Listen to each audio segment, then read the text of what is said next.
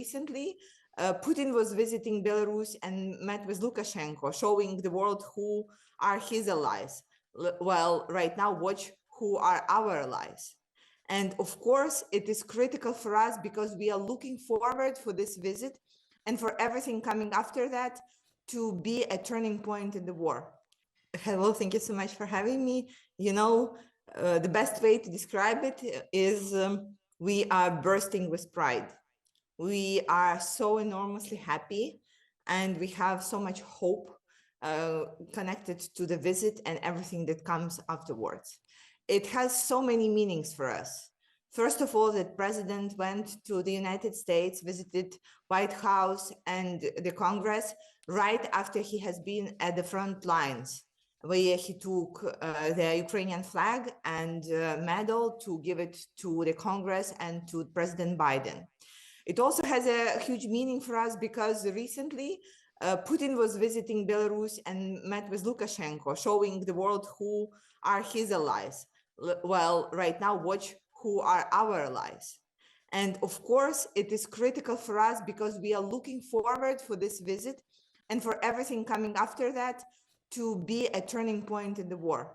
We really need good news right now because it is really hard to stay in Ukraine right now, and it's being very complicated just to go day by day in winter. And we know that there are at least 3 months of this for each of us, and that these months will not be easy. And hoping that we will finally receive the sophisticated air defense systems that we have been begging for since the day one of the full-scale invasion is really something that we are looking forward. We also think that it will be a very good sign to all the democratic allies who are looking at the United States as a leader and as a somebody to follow in terms of supplying Ukraine with weapons. So once this critical decision is being made on giving us what we really need, the defense systems and additional weapons, we hope that the other will follow and that we will receive enough of the weapons to push Russia back and in 2023 to win the war. Kira, tell me your own personal reaction as well, because I think it reflects, something experienced, an emotion experienced by a lot of Ukrainians across the country. And there really is a sense, from outside Ukraine that President Putin picked certainly the wrong country to mess with, but definitely also the wrong leader. I can tell you, my phone was on 5%. And we were out of electricity. And when I was watching President's speech, I was just hoping that I will be able to watch it till the end. And I was really in tears because it was putting everything that we feel right now in such a good words, in simple explanation of what we are fighting against, what we feel right now, and how we are 100% definitely are not going to stop and are not going to lose. We are going to win. And it touched each and every of us. And I hope that it touched everybody who was watching this speech.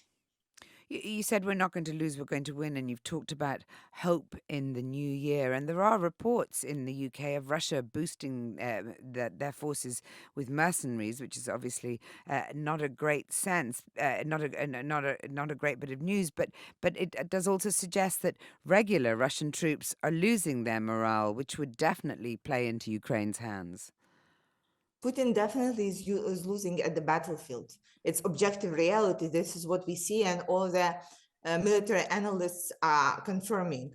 This is why he started those terrorist attacks on our infrastructure and destroyed basically more than 50% of energy infrastructure, putting millions of people to a really dire situation and on the level of survival where you can only have one or two things of running water, heat, electricity, and connectivity. And it is very hard, but it's also a sign that he is desperate.